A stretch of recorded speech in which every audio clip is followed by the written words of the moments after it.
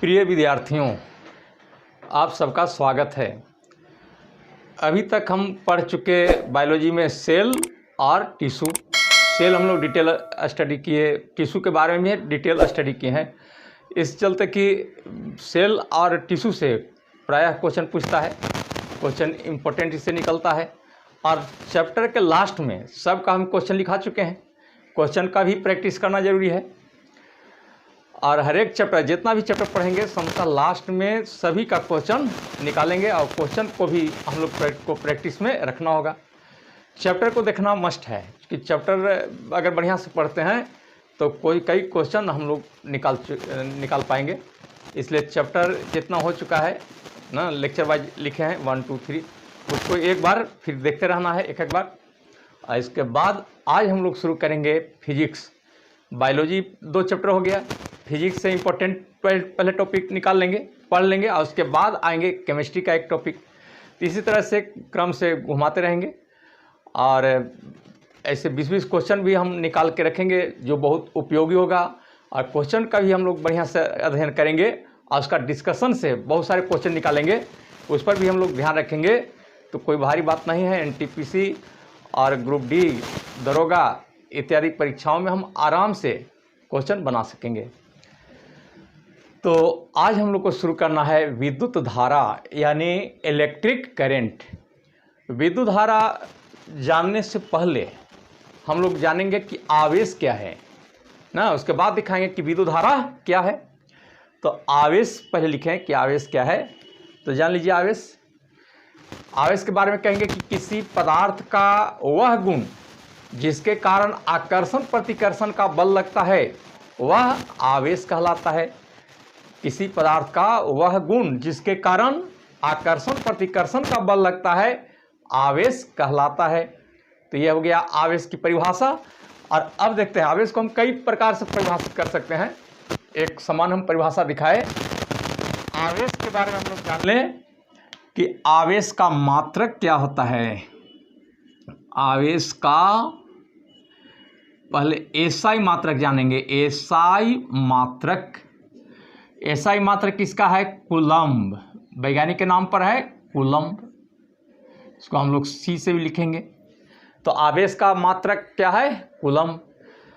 जिस प्रकार से हम लोग सीएस मात्रक लिखते हैं उस तरह से इसमें सीएस में 2 टर्म आता है। इसमें EMU, इसको कहते हैं इलेक्ट्रोमैग्नेटिक यूनिट। तो आवेश का इलेक्ट्रोमैग्नेटिक यूनिट में मात्रक क्या है? Electromagnetic unit. तो इसको लिखते हैं एब कूलम्ब। एब कूलम्ब इंग्लिश में लिखेंगे एब कूलम्ब। तो EMU में कहे कि आवेश का EMU में मात्रक क्या होता है? तो एब कूलम्ब ना। अब एक मात्रक होता है ESU। इसको कहते हैं इलेक्ट्रोस्टैटिक यूनिट। ESU का पूरा नाम क्या है? तो इलेक्ट्रोस्टैटिक यूनिट। इलेक्ट्रोस्टैटिक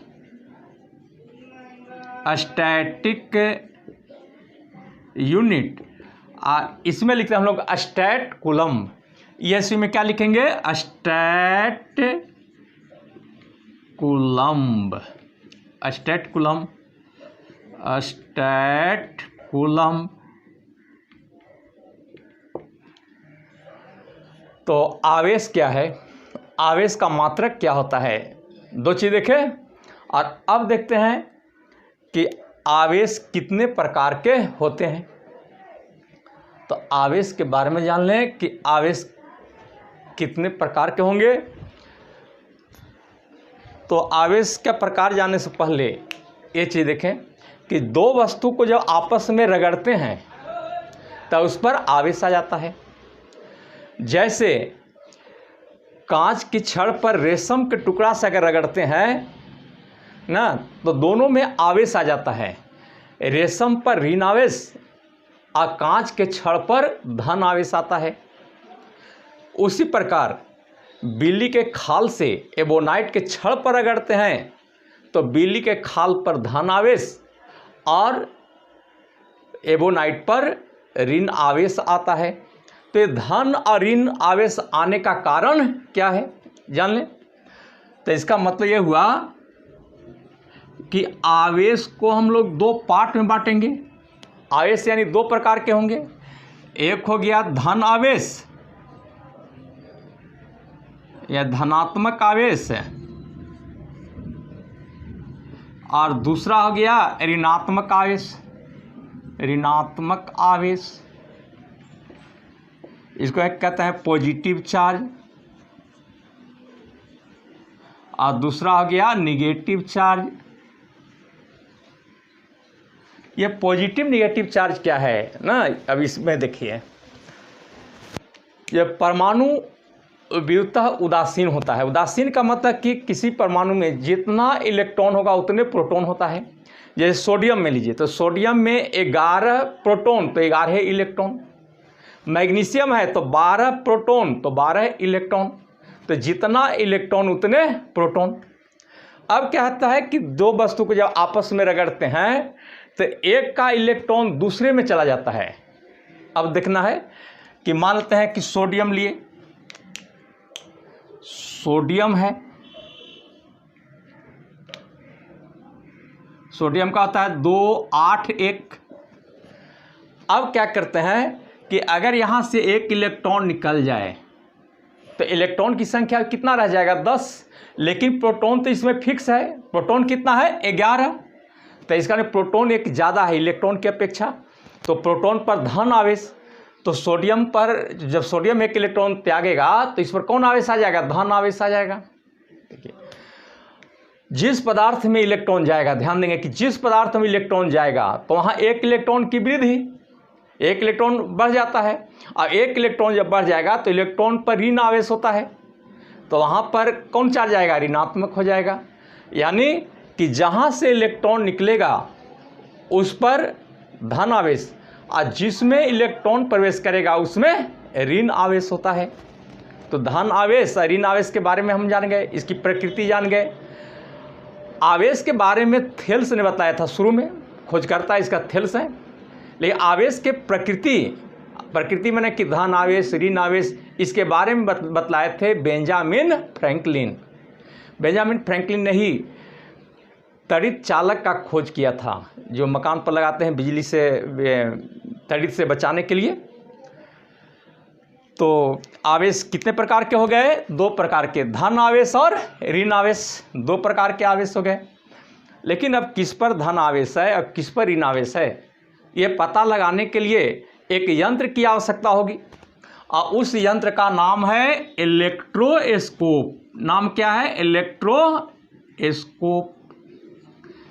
स्वर्ण पत्र विद्युतदर्शी कहते हैं इसको, स्वर्ण पत्र विद्युतदर्शी, स्वर्ण पत्र विद्युतदर्शी कहते हैं। पूछा कि स्वर्ण पत्र विद्युतदर्शी का क्या उपयोग है, तो ये आवेश का पता लगाने के लिए कि किस पर धन है और किस पर ऋण है।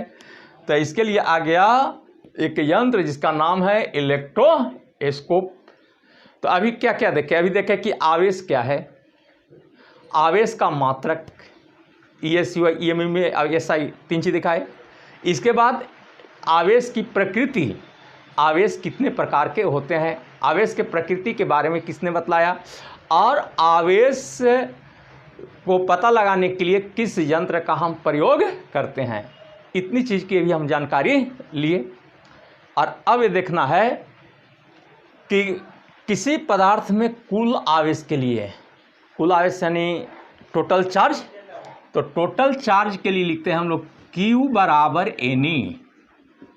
Q बराबर NE एक सूत्र होगा, इसमें न्यूमेरिकल ही पूछता है, छोटा छोटा न्यूमेरिकल रहता है, लेकिन जानकारी होना जरूरी है। तो Q बराबर क्या होता है, N इंटू E, जहाँ Q का मतलब हो गया कुल आवेश, कुल आवेश माने टोटल चार्ज, इंग्लिश में बोलेंगे टोटल चार्ज, और N हुआ number of electron, number of electrons, electron की संख्या, नंबर ऑफ इलेक्ट्रॉन, इलेक्ट्रॉनों की संख्या, ई हो गया प्रत्येक इलेक्ट्रॉन पर आवेश, प्रत्येक इलेक्ट्रॉन पर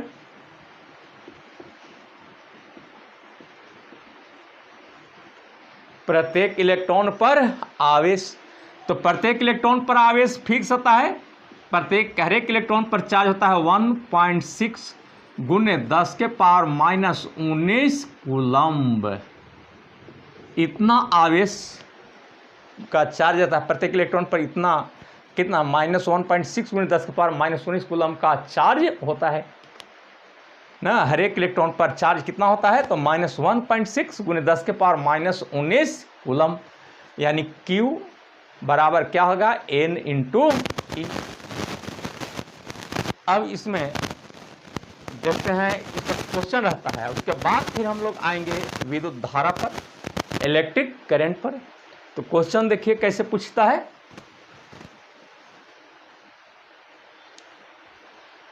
जैसे पहला क्वेश्चन देखते हैं कि किसी पदार्थ में, क्वेश्चन देते हैं किसी पदार्थ में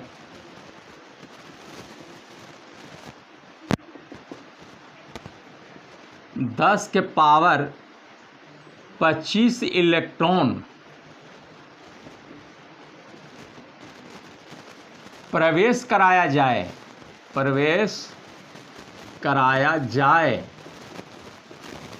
तो उस पर कुल आवेश का मान ज्ञात करें। तो उस पर कुल आवेश का मान ज्ञात करें।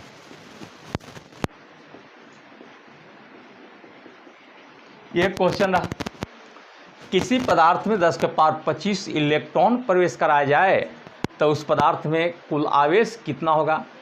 एक चीज़ जान लें कि किसी पदार्थ में जितना इलेक्ट्रॉन प्रवेश कराएं या जितना वहाँ से हम निकालेंगे, दोनों स्थिति में सूत्र हो जाएगा Q बराबर N इंटू ई। इलेक्ट्रॉन प्रवेश कराएं या वहाँ से निकालें, हमेशा कुल आवेश का मान क्या हो जाएगा, Q बराबर N इंटू ई। अब देखते हैं Q बराबर N कितना दिया है, 10 के पावर 25 इलेक्ट्रॉन। तो 10 के पावर 25 और ई का मान फिक्स है 1.6, 10 के पावर माइनस 19 कूलम। इसके पहले माइनस लगाते हैं, लेकिन उस माइनस का यहाँ हिसाब में कोई यूज नहीं है। न्यूमेरिकल बनाएंगे तो इधर जो माइनस रहता है 1.6 से पहले, इस माइनस का हम यूज नहीं करते हैं।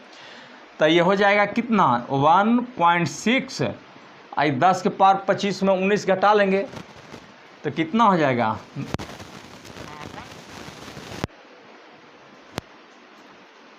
कितना 25 में 19 घटाइए तो ये हो जाएगा 6। इतना क्या होगा, कूलम। इतना हो गया कूलम। तो इस प्रकार से आवेश से क्वेश्चन पूछता है। अगर 10 के इसमें था कि 10 के पावर 25 इलेक्ट्रॉन प्रवेश कराया जाए, या कहीं हम इलेक्ट्रॉन निकाल भी लेंगे तो याद रखेंगे हमेशा सूत्र हो जाएगा Q बराबर N इंटू ई। तो ये हम अभी आवेश के बारे में देख रहे थे। और अब देखते हैं हम लोग विद्युत धारा। अब देखते हैं क्या विद्युत धारा, हमने इलेक्ट्रिक करंट। आवेश जान गए हम लोग, इसी आवेश का हम यूज करेंगे विद्युत धारा में। तो अब करेंगे विद्युत धारा। विद्युत धारा को हम लोग लिखते हैं इलेक्ट्रिक करंट।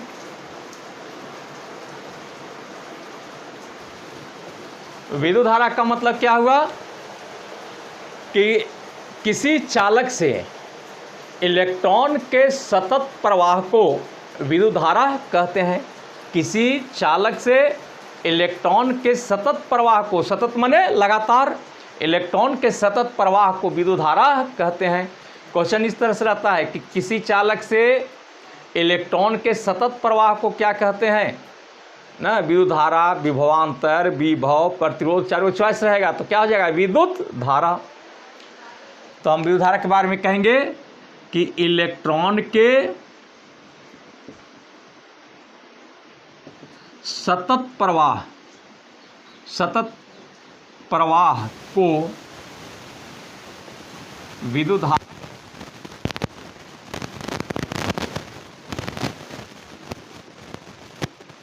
ना, एक परिभाषा हम लोग ये दिए।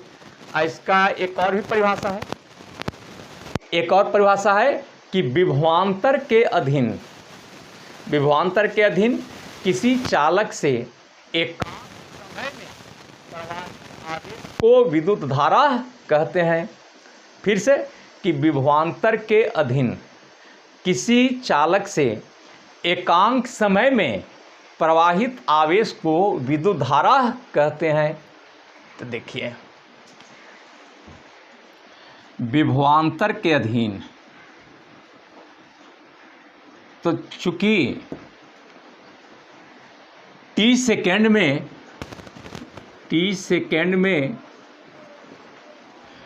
क्यू आवेश प्रवाहित होती है,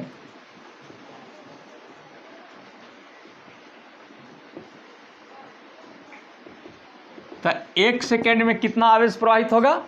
तो एक सेकेंड में क्यू बटे टी, एक सेकेंड में क्यू बाई टी, और एक सेकेंड में जितना आवेश प्रवाहित होगा वह कहलाएगा विद्युत धारा। यानी आई बराबर क्यू बटे टी, आई बराबर क्यू बटे टी। तो ये आई क्या है? तो विद्युत धारा, विद्युत धारा। क्यू हो गया चार्ज यानी आवेश, आवेश को इंग्लिश में लिखते हैं चार्ज, चार्ज। और टी हो गया समय में टाइम। अब है कि विद्युत धारा का मात्रक क्या है? तो पहले लिखते हैं कि विद्युत धारा का, विद्युत धारा का एसआई मात्रक। देखिए, आवेश के लिए अब क्या लिखते हैं? तो आवेश का लिखते हैं कूलम, अब बटे समय के लिए सेकेंड, तो कूलम बटे सेकेंड, या कूलम्ब अब बटे सेकेंड। अब कूलम बटे सेकेंड को हम लोग कहते हैं एम्पियर। कूलम बटे सेकेंड को क्या पढ़ेंगे? एम्पियर। एम्पियर को ए से लिखते हैं, एम्पियर को ए से लिखेंगे, ए। विद्युत धारा का एसआई मात्रक देखिए कूलम पर सेकेंड, इसी को हम लोग कहेंगे एक एम्पियर। और विद्युत धारा का ईएमयू में मात्रक, विद्युत धारा का ईएमयू माने इलेक्ट्रोमैग्नेटिक यूनिट, इलेक्ट्रोमैग्नेटिक यूनिट। तो इसका होगा एब एम्पियर, जैसे वहाँ था एब कूलम आवेश के लिए, तो यहाँ हो गया एब एम्पियर,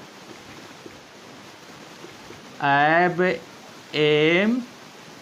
एम्पियर, एब एम्पियर। और विद्युत धारा का ईएसयू मात्रक, ईएसयू इलेक्ट्रोस्टैटिक यूनिट, इलेक्ट्रोस्टैटिक यूनिट, इसका स्टैट एम्पियर। इसके लिए क्या लिखते हैं? स्टैट एम्पियर ना। तो अभी हम पढ़े कि विद्युत धारा क्या है। तो विद्युत धारा का हम दो परिभाषा दिखाए। पहला दिखाए कि इलेक्ट्रॉन के सतत प्रवाह को विद्युत धारा कहते हैं, दूसरा दिखाए या करके कि विभवांतर के अधीन किसी चालक से एकांक समय में प्रवाहित आवेश को विद्युत धारा कहते हैं। तो आई बराबर क्यू बटे टी, विद्युत धारा का एसआई मात्रक कूलम पर सेकेंड, ईएमयू मात्रक एब एम्पियर, ईएसयू में स्टैट एम्पियर।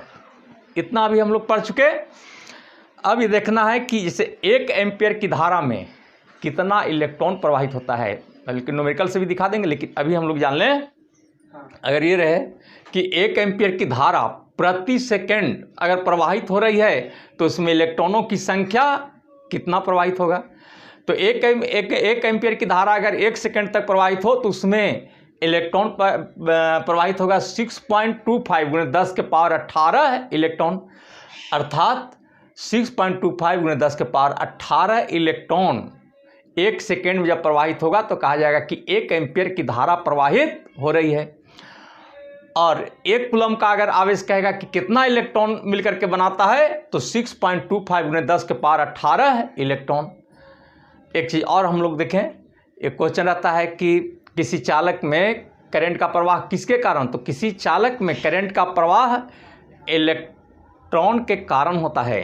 इलेक्ट्रॉन के कारण किसी चालक में करंट बहता है, और किसी वैद्युत अपघट्य में या बैटरी में करंट का प्रवाह आयन के कारण होता है। आयन का मतलब क्या, धन आवेश और ऋण आवेश दोनों को मिला के कहते हैं आयन। तो ये हम इम्पोर्टेंट बात देख रहे थे।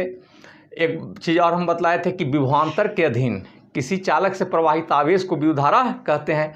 तो ये विभवांतर होता क्या है। अब विभवांतर जानने के पहले ये जानेंगे कि विभव क्या है। तो विभवांतर की परिभाषा देंगे, इसका मात्रक लिखेंगे ना, कौन सी राशि है ना, जो कि अगले क्लास में अब देख चुकेंगे हम लोग। और आप सबको बहुत बहुत धन्यवाद।